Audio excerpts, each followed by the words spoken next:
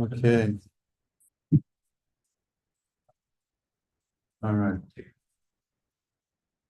Ready to get started?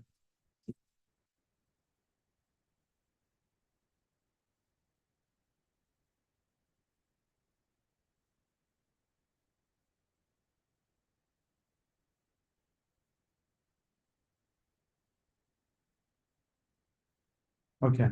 Bismillah. Bismillahirrahmanirrahim. Alhamdulillahi Rabbil Alameen. Sallallahu wa sallam ala Sayyidina Muhammad wa ala alihi wa sahbihi wa sallam. اللهم صل على سيدنا محمد في الأولين وصل عليه في الآخرين صل عليه يا ربنا في الملأ الأعلى إلى يوم الدين اللهم صل على سيدنا محمد طب القلوب ودوائها عافية الأبدان وشفائها نور الأبصار وضيائها وعلى آله وصحبه وسلم. So, try to find this. So,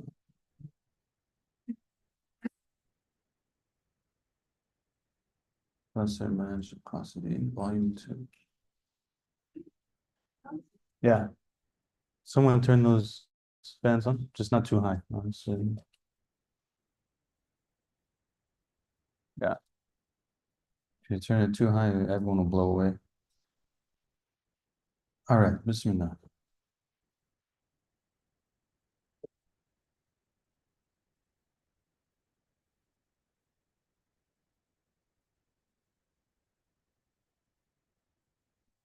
Okay. Bismillah ar-Rahman ar-Rahim. We had left off, the author was talking about Rahimahullah wa nafa'allahu wa yahu bi'ulumi fi darain ameen.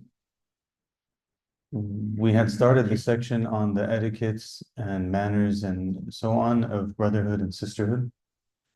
And we had left off on this paragraph, if you recall, where he was kind of saying, like, when someone makes a mistake, be kind of harsh with them.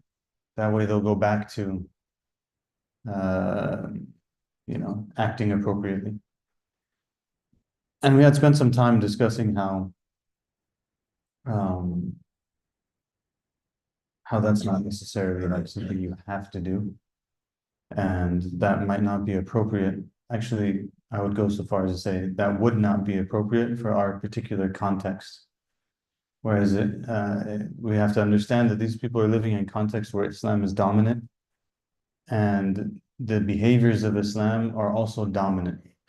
So if someone is acting in a way that goes against the teachings of Islam, they're breaking from the norm of the behavior of their people. And so it's a little bit different than the opposite scenario.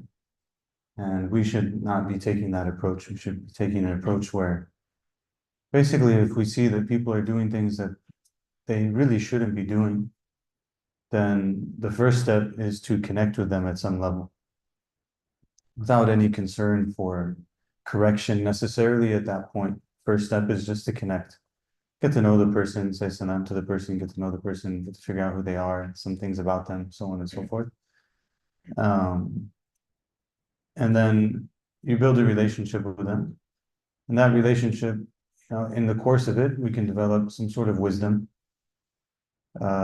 Wisdom is a very challenging thing because it's hard to gain, and then people don't realize when they don't have it. But the Arabs used to say, "Arsil hakiman wala tuwasi." They used to say, send someone who is wise and don't give him advice. Don't tell him what to do. Send someone who's wise and don't tell him what to do. And this is the goal, really. That you have people like that you can trust them. I don't, like there's some situations maybe I'm dealing with in community life or something. If there's certain people who are handling them, I just leave it alone. There's no need. If I need to be brought in for something, then alhamdulillah, I can get involved if it's really necessary. But as long as so-and-so is handling it, they're handling it. You don't need me, right? Because I don't need to know the details of what they're doing or what they're not doing. I might differ even on some of the details. It's not the point. Everyone's going to have their own little way of dealing with the situation. But the question is, do I trust this person to handle the situation or not? If I trust them, then I don't have to tell them anything. They just handle it and it's okay. These are the kind of people we want to be, that trustworthy like that, wise like that. So, when it comes to And ideally, subhanAllah, how things have been inverted at some level, ideally, thank you. Ideally, the people of knowledge are the ones who can be trusted with that more. They're the ones that like, I don't have to worry about it. They're there, then you just see how they handle it. And it doesn't have to be like all agitated all the time and stuff. Sometimes it can be, but and I told those stories before when we were in Jamaica and the different things that, like the shiur that we were with and how they were responding to different situations. But basically, the point is you connect with people first. And then once you've connected with them, you develop enough of a relationship with them to understand how much kind of like leverage do I have with them. Uh, and they call this social capital, right? This is true on an individual level, it's true on a communal level. How much social capital do I have with this person to be like, to make a withdrawal? Because essentially, if you're going to give someone advice or correct them on something, you're making a withdrawal. So the question is, how much do I have in the bank with them? If I don't have anything in the bank, that's probably not going to work, right? And every person is different because some people, they'll come to a situation, they might not even know the person that they're talking to, and they already have things in the bank because of their own reputation. They know, like people, maybe you don't have a personal relationship, but they know this person is the umda, they're like the de facto mayor of the town. And if you go to them, they come to you, then you listen to them. But this person has this much street, and in a sense, you says like street cred. You can go to the person, you can talk to them, they'll listen to you, so on. But if you don't have anything in the bank, then you don't make a move like that. Same thing in community life. I often think about it, and I tell new imams if they come to me and they ask me for advice. But when I started as an imam in Irvine, this was in mid 2012. And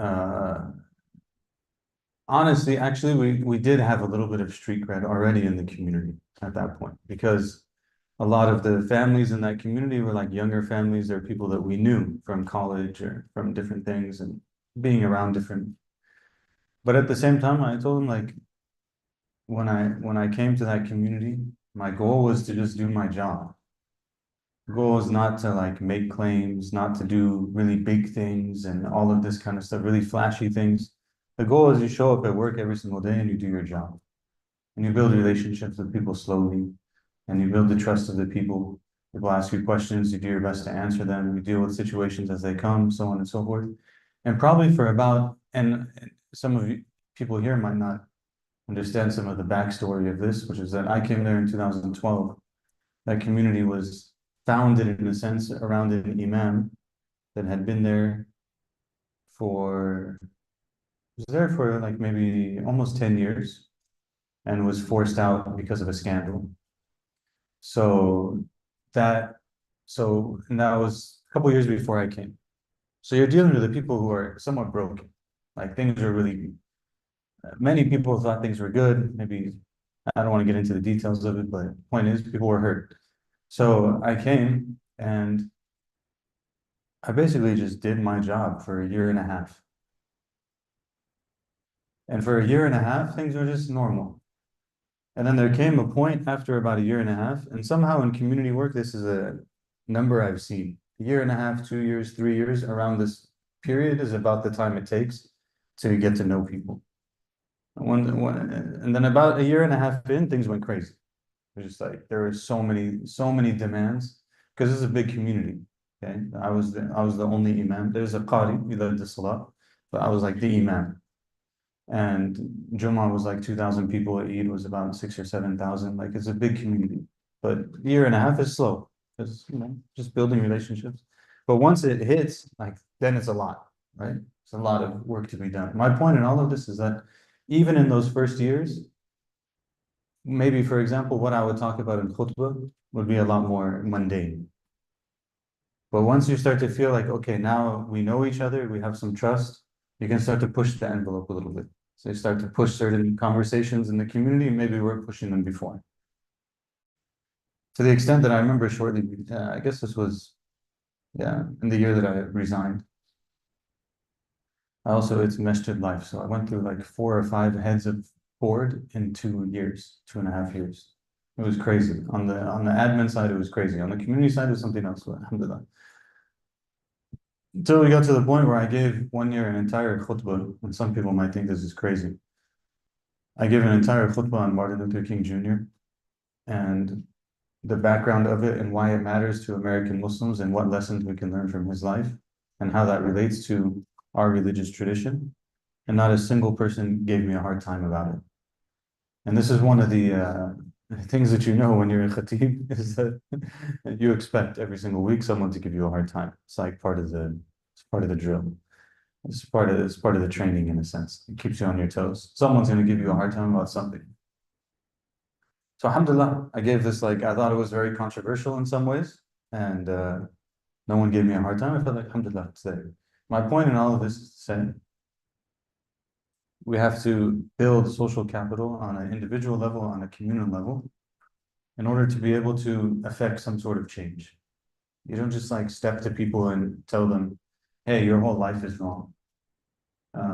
By the way, this is not only true with Muslims, it's true with non-Muslims too, right? It's not like the most polite thing to just walk up to random non-Muslims and tell them that their entire belief system is wrong and they're going to go to hell if they stay on it. Like it's not really the way that things have to be done.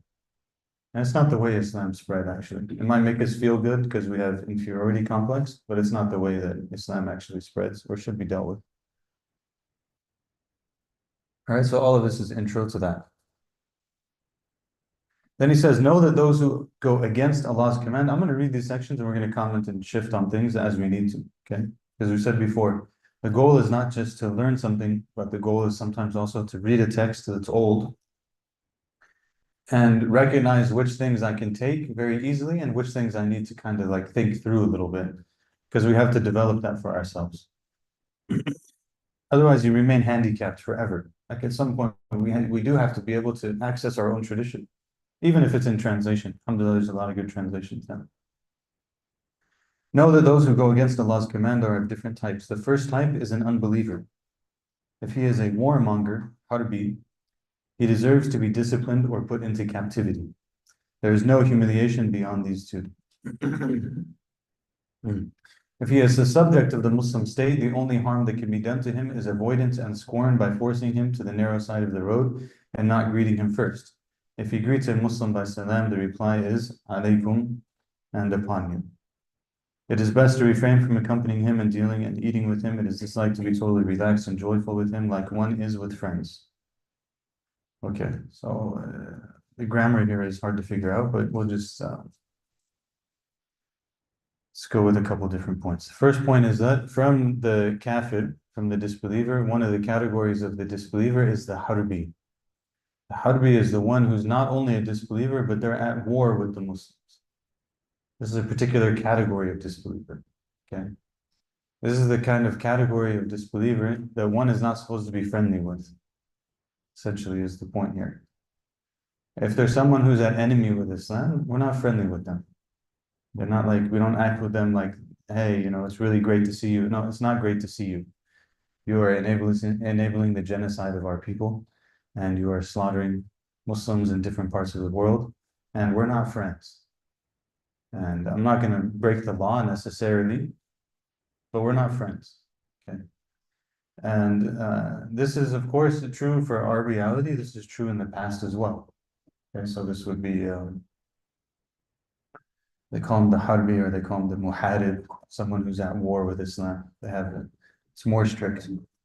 Then there's the regular kind of like non-Muslim, someone who's not Muslim, and then they have a different way that you deal with them depending on who they are. You could have a different relationship with them. Maybe they're a coworker, maybe they're a friend, maybe they're a family, so on and so forth. You treat them with honor and dignity and respect, and but at the same time, you don't like necessarily affirm something wrong that they believe in or something like that, and maintain adab and respect. Part of what's interesting about their kind of approach in this is that for these people, your religious affiliation was a known thing about you. Okay. It was known. This person is a Jew, this person is Christian, this person is Muslim, this person is Buddhist, this person is this person is that. It's not like everyone was walking around in society amongst each other, completely invisible as to what they actually are. There are ways that Muslims dressed, there are ways that other people dressed, so on, and you would know. So this is also something to think about. The rest of it, we'll just kind of leave it for as contextual things. Essentially, deal with the person accordingly. And there's no harm in dealing with people with respect and acknowledging their humanity and all of those kind of things, as long as you know that they're not like promoting the killing of Muslims. So interesting how like certain things, it's a good reminder actually to us too, that sometimes we might read something, we don't understand it, because maybe that contextual reality is not really present in our head. But I feel like this point now is very clear. Like after the last year, especially for a lot of people, maybe a lot of people wouldn't have understood this point a year and 2 months ago. They're like, well, why is there this conversation about this and that and these different categories and stuff? Can't we all just get along and be friends and everything else? And it's like, well, I hope the last year and a half, as a year and a couple months, has made things kind of clear to you that just because you're living in a fairy tale doesn't necessarily mean that everyone else is, you know. And they did talk about these categorizations for a reason. You don't necessarily have to take everything 100% the way that it's being talked about, but at least understand that like these weren't foolish people. There were people that, and if you see something repeating itself over and over again, then you know that like this was something that's coming up in multiple centuries. It's coming up in this time, in this place, in this time, in this place, in this time, in this place, and so on. Because the reality of Islam is that, and people who have a problem with it, they're always going to have a problem with it. The reality of Islam is that it's powerful. It's the reality of it. Where the Prophet ﷺ said, in the deen mateen, he said, this deen is strong. So dive into it with gentleness. Dive into it gently. And he said, in the deen yusrun he said, in the deen is ease. They don't contradict each other. You just have to accept it. If you accept it, it'll make sense to you. They don't contradict each other. He said the deen is ease, and if someone tries to make it more difficult than it is, then it will overcome them. Because this deen is strong, right? And some people, they don't realize that. They're just like, some people understand that right away. Some people look at the Muslims and they see their language and they see their culture and they see the way that they do things and the way they interact and the way that they talk with each other, and they realize immediately, like, okay, this is its own thing. And we have to be careful with this a little bit, because if we want to be in charge, this thing can unsettle us, can take away our power, because it's its own system. It's that powerful, right? So, alhamdulillah, alhamdulillah for Islam, alhamdulillah for a system that puts you in charge no matter what, for the good of humanity. The second type is an innovator, mubtadi'. If he invites others to accept an innovation, which is a bid'ah, that leads to apostasy, his case is more severe than that of the non-Muslim subject, because unlike a non-Muslim subject, he cannot be made to pay the jizya and is not excused by a contract. If the innovation is not of the sort that renders one an apostate, his case is undoubtedly less serious than that of an unbeliever, but this is regarding the relation between him and Allah. As for the rebuke that he faces, it is more severe than that faced by an unbeliever, because the mischief of the latter affects him alone, as no one cares what he says. This is not the case with an innovator who tells others to follow him, as he claims that his views are correct, and is thus a potential reason for the misguidance of others. Because the mischief of his innovation affects others, the hate, cutting of relations, enmity, scorn, condemnation, and warning is more severe.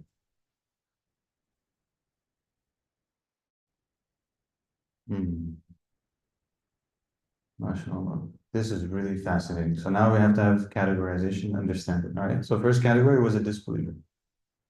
Second category is an innovator. What is an innovator? An innovator is someone who comes up with something and they claim it is part of Islam when it's not part of Islam.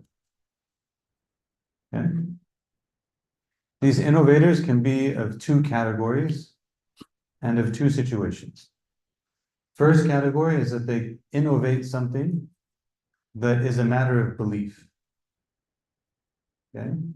Second category is that they innovate something that's a matter of practice. These are not the same.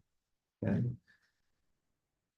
And then in each of those, they can either be calling to it and talking to people about it, or they can be keeping it to themselves. Okay. So if we're talking about, this is the first category is someone who innovates in belief, and the innovation that they have in belief is such that it takes people out of Islam. Okay, it's a belief that would make someone no longer a Muslim. And if it's this person, then their situation is more serious even than the unbeliever. Because they look like they're from the camp of the Muslims, but they're calling to disbelief. Right? Other possibility is that it's a matter of action, in which case it's not as serious as the unbeliever in and of itself. But their treatment can be worse in a sense because they are coming from inside and taking away from the understanding of the religion. Now, some of our memories are longer, some of our memories are shorter, and some of these things are resurfacing. So it's interesting to think about. This idea of bid'ah is the word, bid'ah, in innovation in the religion. Of course, was discussed by the Prophet ﷺ. It was discussed by the early Muslims and Muslim scholarship throughout. You basically have two positions. They don't really technically have so much difference in their framing. They might have difference in their conclusions, but the framing is not actually so different. I don't want to open this door right now. I've been intending, there's this really nice book I have, it's like 300 pages on bid'ah, and I really wanted to teach it, but there's no time and commitment to teach things, to be honest. Like we started the seminary, and we made the seminary as easy as it can possibly be. And I know that the platform is not the most ideal, but most people are not able to finish even like one class. One class is like 4 hours. 4 hours is nothing. You finish it in 2 days. And so how are you going to teach a book on bid'ah? It's going to take like 50 hours to read the whole book at least, probably. No one's going to listen. It's going to be difficult and alhamdulillah. But anyways, maybe one day. This is also a reminder to us, though, as a community, that the things that we do as a community and the things that we decide to teach and support as a community are not meant to fit the metrics of business. Okay, this is not, the point of dawah is not business. We don't subject dawah to business metrics. What is your reach and how is your influence and how many people are this and how many people are that? Use that for your business so that you can make money and then give it to dawah and let dawah do its own thing. It should have its own philosophy. Don't have to subject it to the philosophy of everything else. But anyways, the point here is that the idea of bid'ah is extremely important. Why? Because if you don't have the idea of bid'ah, the walls of your structure start to disintegrate. Okay, you have a belief. And this is actually one of the things that holds the Muslims together. Many other religious traditions have largely lost what they believe.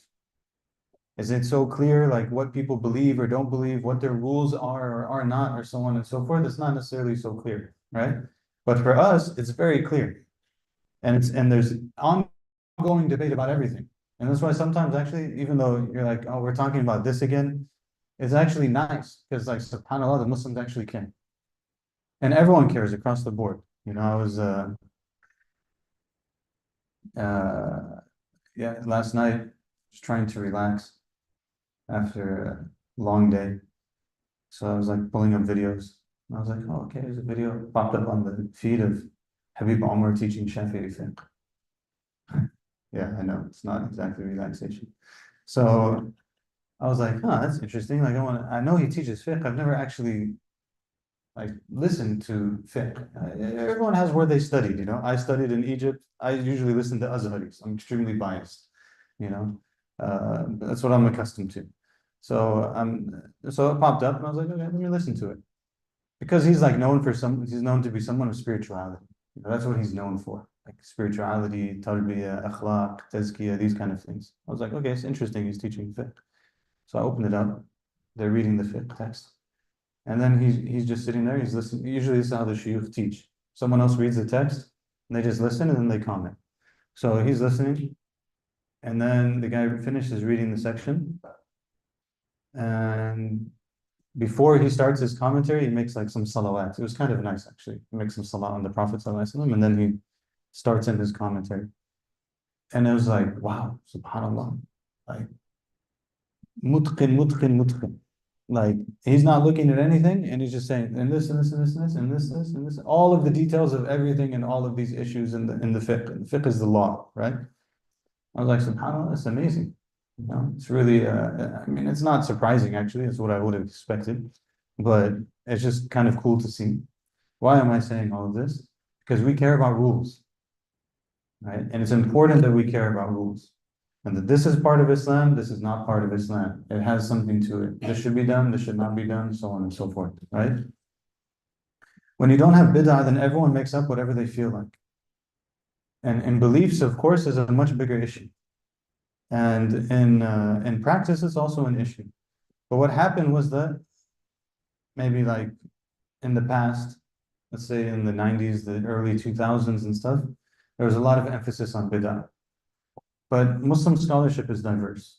So it wasn't just that there was an emphasis on bid'ah, there was a very, very narrow emphasis on bid'ah, on innovation. And like all of these things are innovations. And if you ask probably even the majority of scholars, they would tell you, no, that's not an innovation. So like war was being made on things that wasn't necessary. What happens when you do that is like one of the people said, he said, مَا رَأَيْتُ إِسْرَافًا إِلَّا وَبِجَانِبِهِ حَقٌّ وَضِيعٌ. He said, I never saw something that was excess, except that right next to it, there was a right that was lost. You see, because when you put too much emphasis in the wrong place, something else gets neglected. So you get a lot of emphasis on things that actually didn't need to be a conversation. Like, for example, let's say you believe that after salat, if someone says salam, they turn to the person next to them, they say taqabbal Allah, and they shake their hand. Means may Allah accept, and they shake their hand. Some people think this is a bid'ah. Very small group of people in the body of Muslim scholarship, very small group of people, but they're very serious about this being a bid'ah. So they tell everyone that it's a bid'ah. Okay, fine. Social capital point. Goes back to the social capital point, okay? Then you come to the next issue, come to the next issue, come to the next issue. All of them are the same. Actually, almost all of them are the same. Very small group of people think it's a bid'ah, very large group of people think it's not. But let's make an issue out of it. Okay, make an issue out of it. What is the long-term consequence of it? Nobody cares to hear about bid'ah anymore. Nobody wants to hear it. They're like, this is bid'ah. You're like, okay, whatever. I've heard that before, right? Which is a big problem because there are actually things that are innovations. There are actual real innovations. And we are now in a situation where you have all kinds of innovations happening all the time. Yeah. You know, religion, I mean, hmm,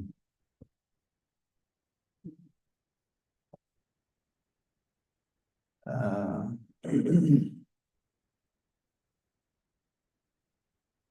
hmm. Like the excessive marketing of religion is an innovation. It's blameworthy innovation.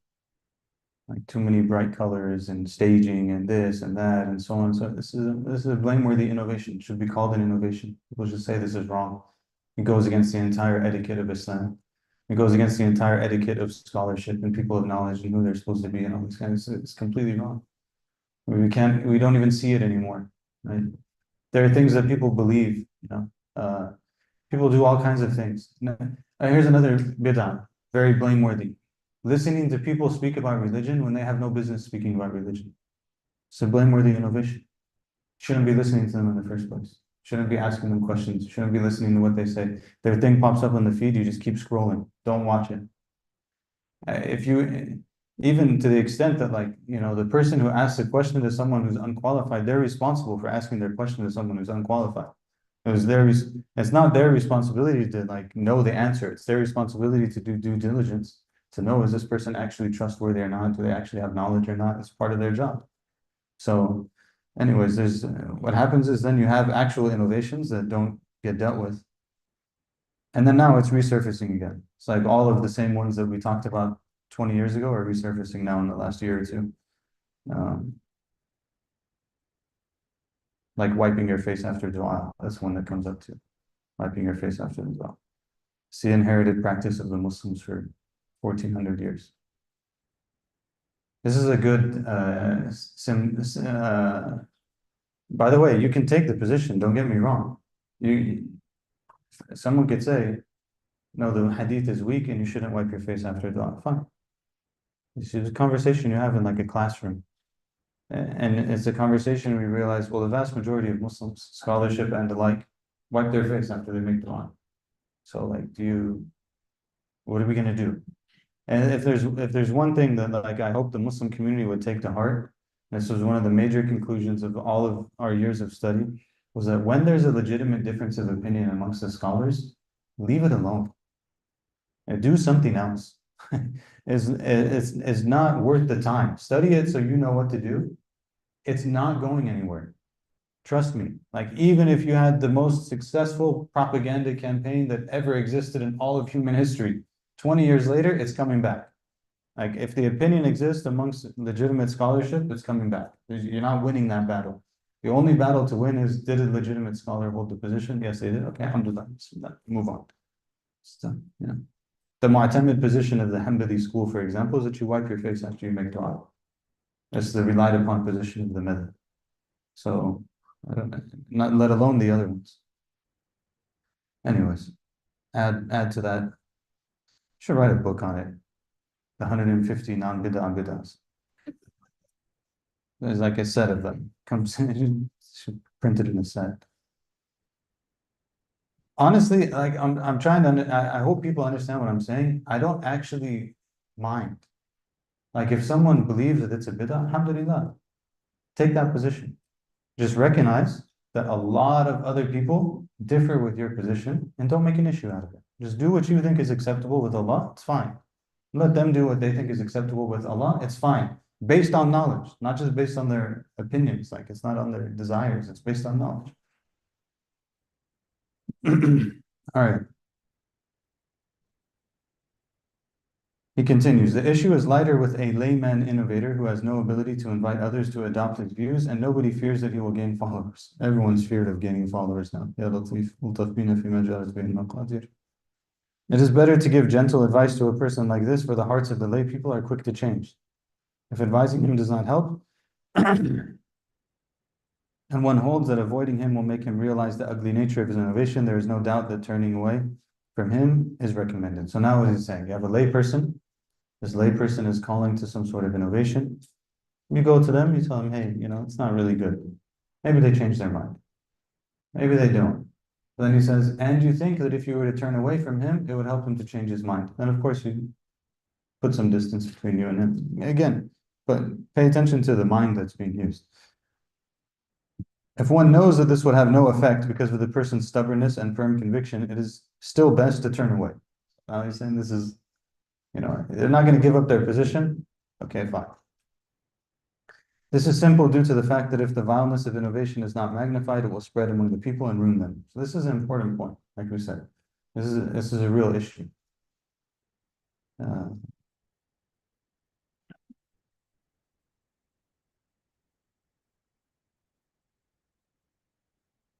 it will be messy.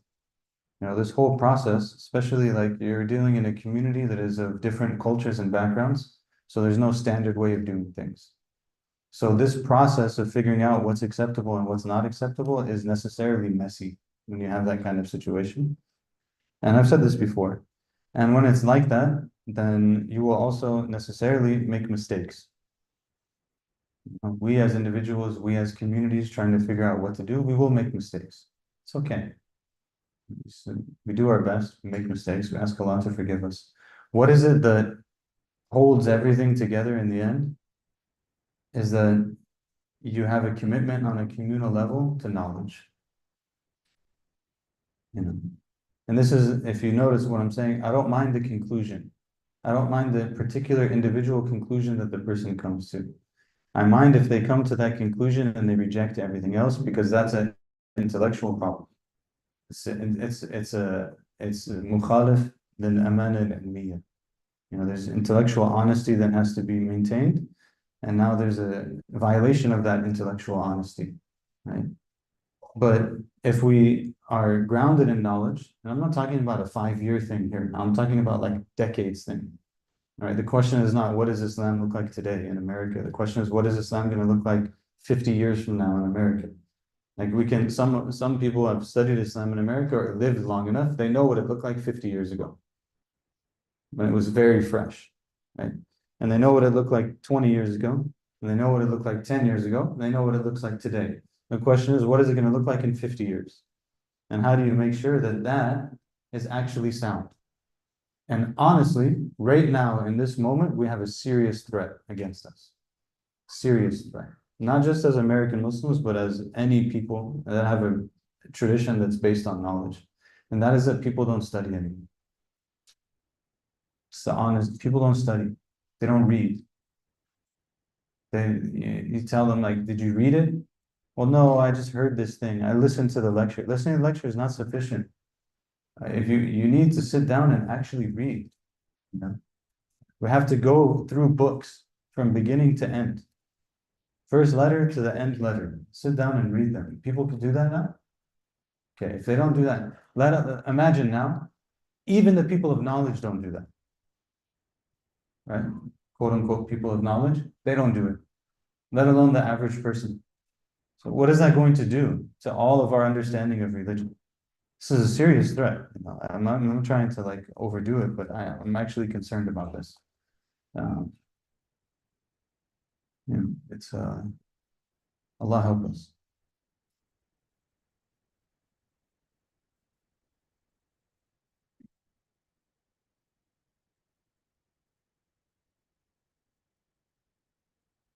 Hmm.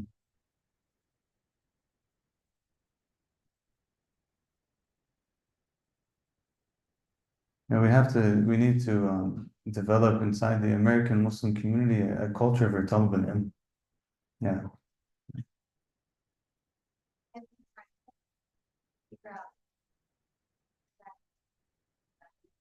yes,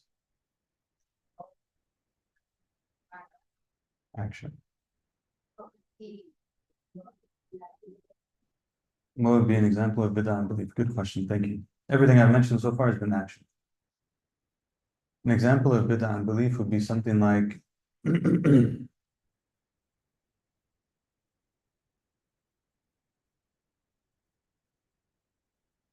like here's this guy, let's just call him Ahmed,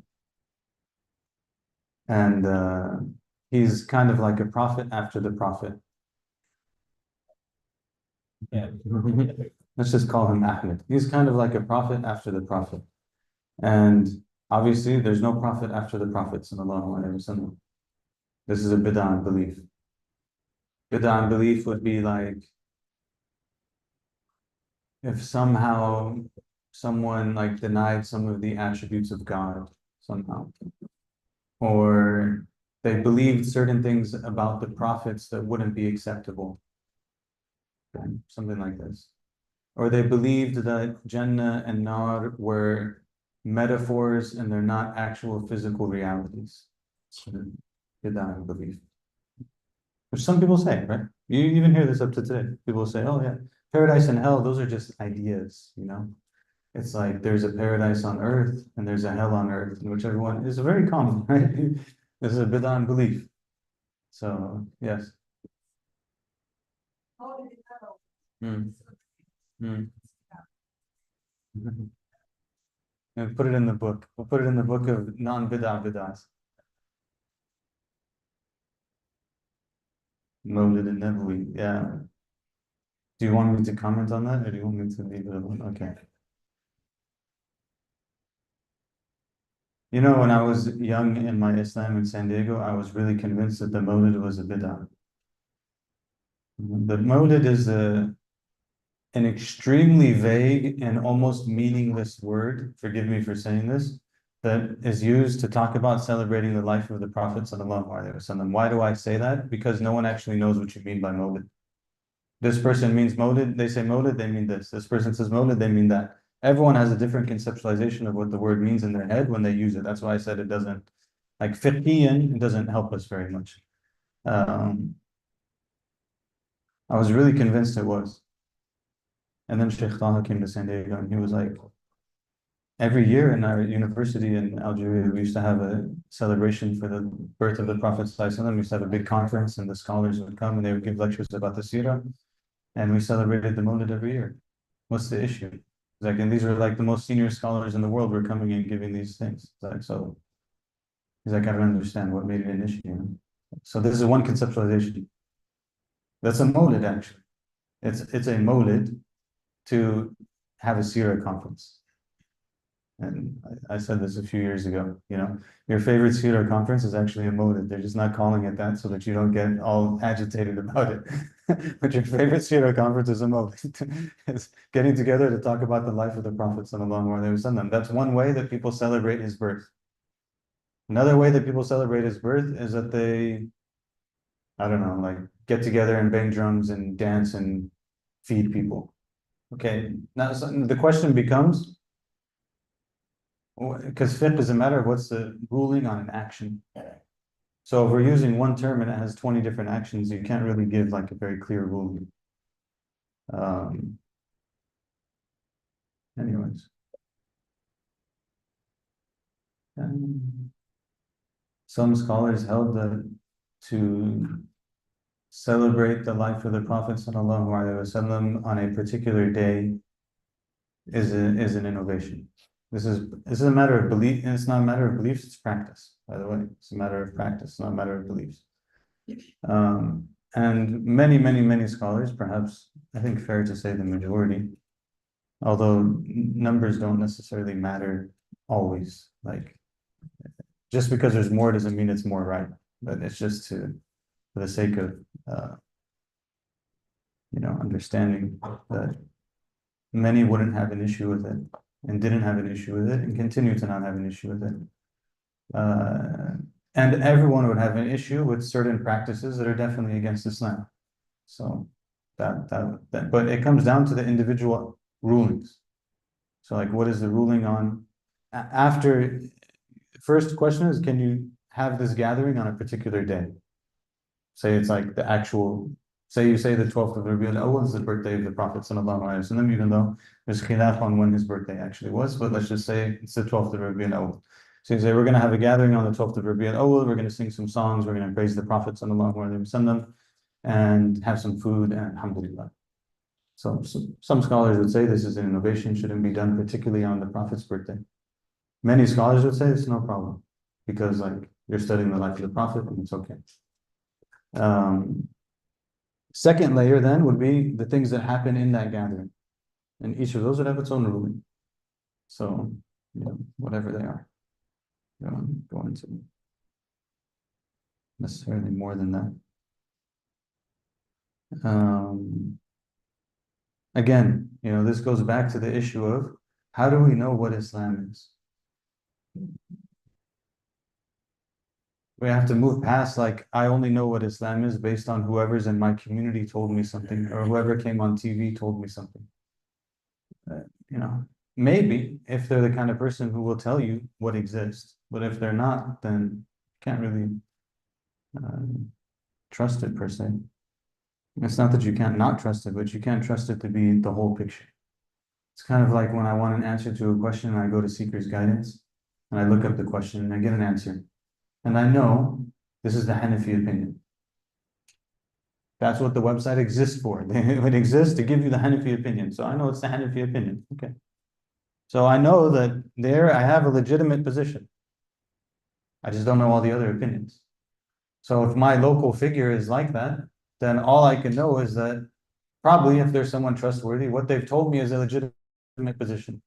But it doesn't tell me about the other positions. Right? So Allah helps.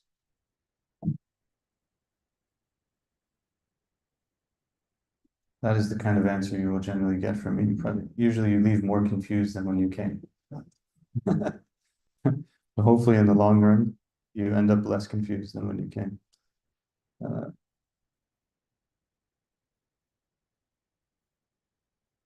There is one thing that every Muslim would agree upon, which is that it's obligatory to have joy about the existence of the Prophet sallallahu alaihi wasallam. Everyone agrees upon that.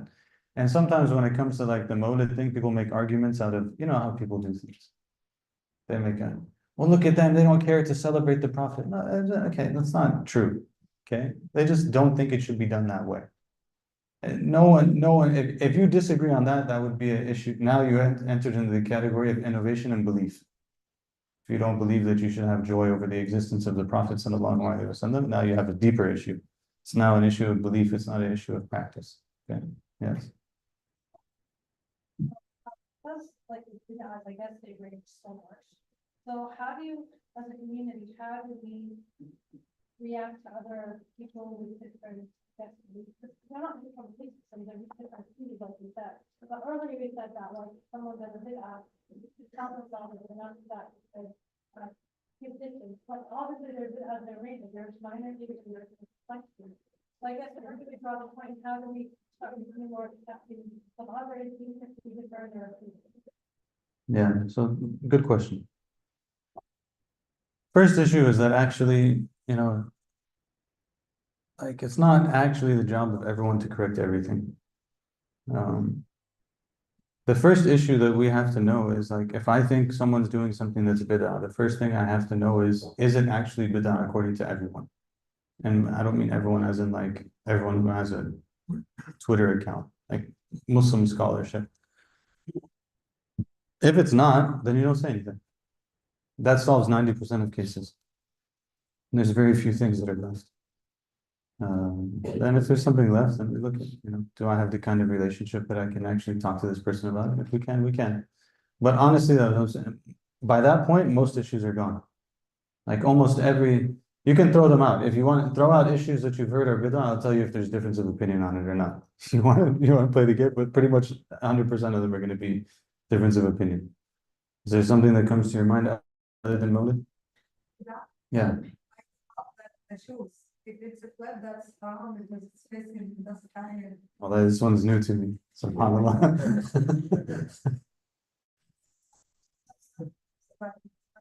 Alhamdulillah. By the way, calling something bid'ah or haram is not the only way for behavioral modification. Just as a note to Muslim parents, and community figures, there are other ways to modify people's behavior. It doesn't have to be haram. Actually, with my children, I try not to tell them anything's haram. Especially when they were very young. I don't tell them anything's haram. I tell them we don't do this. It's not something to do. It's not good. They usually say why. And then I tell them why I think it's not good. It's better to do it this way. It's not good to do it this way. I don't like to introduce these terms too early, but anyways, that's what else? Shoes, I don't know that one. Yes.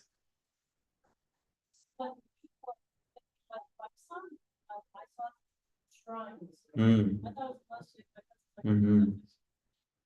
Yeah. Huge shrines. Yeah. Here, sorry. Darga. Yeah. It's a good question, actually. So you have, let's say you're in Pakistan, you're in India, you have a big shrine where this person that people believed is righteous is buried. Okay. And by the way, generally speaking, like as I think it was Ibn Mas'ud said, like what the Muslims come together and believe to be good is good. Okay, so if like the 1,000 people who lived in a town felt that this person was a righteous person, they probably were a righteous person. So let's just assume that at the beginning. So again, here you have multiple issues tied in together. So is it an innovation to build like a big building around where someone's buried? Probably. Like the general rule in Islam is that you just bury someone very simply. The most you might have there is like some sort of name plaque or something. A lot of these places didn't actually start as being masjids or big buildings or stuff like that. They started with the person was buried there, and people felt that this person was a righteous person, so they would visit their grave and they would pray for them. And because so many people are visiting the place, then it starts to get built up a little bit. many, like, for example, when you go to Medina, everything has a masjid. You notice it? Like there's Medina and Mecca, everything has a masjid. There's masjid in Jinn, there's masjid al-Shajara, there's masjid this, there's masjid Khandaq, there's a masjid where Abu Bakr was, there's a masjid where Umar was, there's a masjid, everything has a masjid. Why? Because all of these are places that people would visit when they go to the Haramain, because of the history behind them. They would say, like, I'm gonna go visit this battle, I'm gonna go visit this place, I'm gonna go visit this place. So you start having all of these people going. So what do? They just build a little masjid next to that place, right? The people are gonna come, they can make wudu, they can pray to it, kind of stuff like that. That's actually not an issue. The issue is if you built the masjid like intentionally on top of the person, so that, it's like a slight difference here, but it's most of that is still the parts of it that you could take issue with would be still innovation in practice. Unless the person is going to visit this deceased person and thinks that this person has independent power, that they have independent power and effect outside of Allah, which I don't think Muslims really believe. Like Muslims actually believe that Allah is in charge, Allah has power, and that this person is beloved to Allah. And so when I visit them, there's a benefit in that, even in their death. And the problem is here, you get into multiple layers of difference of opinion. So, for example, the majority position is that a dead person can hear the living. That's the majority position, despite the completely false and erroneous action that was done in the translation of Ibn Kathir, which is horrific. I'll tell you it now that I brought it up, but like this, Ibn Kathir in his commentary on the verse about how does the verse go? Basically, you don't make those who are in the graves to hear. This verse. And he lists the different opinions. Okay. After he lists in the original, after he lists the different opinions, at the end he says, he gives prominence to the position that they can hear. Those who are in the dead can hear the living. In one of the translations, at least, and this was sent to me by picture, and like the person was, their mind was like they couldn't handle it. Like this is such an incredible betrayal of trust.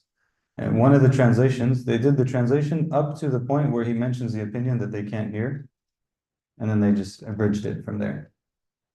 So it gives the impression that his opinion is that they can't hear, when his opinion is that they can, right? So this is a huge, like, subhanAllah. I would hate to be that person on the Day of Judgment. Like I'm gonna have to stand in front of Ibn Kathir, say, I'm sorry, I misrepresented your opinion because I had a different one. You'd be like, well, you should have took your own opinion. Alhamdulillah. So it's very scary. Anyways, the majority position is that people can hear. The dead can hear you. So you can go and you can talk to them. So someone says like, oh, they go when they talk to the people in the grave, they ask them for their issues and they think that they're going to help them and not Allah and stuff. No, they don't. It's not what they believe. They believe that the person who's in the grave can hear them and they can talk to them. And that the person in the grave has a life that's different than the life that we have, but they're alive because of what it says in the Quran about righteous people when they die, and all these kind of things. And so they believe that they have some position with Allah, even after their death. So they talk to them after their death. That's what it is.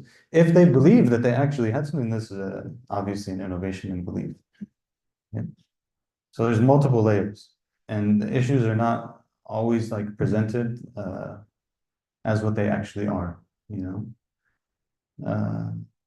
Yes, there are probably regular people. Someone will say, well, the average person, they don't make all these distinctions. You're right. But the average person also believes that Allah is God and that He has power over all things. And that anything that that person in the grave is able to do, they're able to do it because of Allah, not because of their own independent power. Right? So Allah, I mean, now you open a different question. They wouldn't be considered intermediaries. That's open a different question. Yeah, some of these things are gonna be problematic. You tie something and like write a note and leave it with them and stuff, of course, all of this is problematic practices. They're all bid'ah. A lot of bid'ah happens. A lot of bid'ah happens. People go and they like rub everything and they like take their clothes and put it, people do all kinds of bid'ah. All these things are bid'ah, but it's, you know, but not all of it is. That's, so you have to be distinguishing a little bit. There was something I was gonna say about that. Oh, intermediaries. La hawla wa la quwwata illa billah.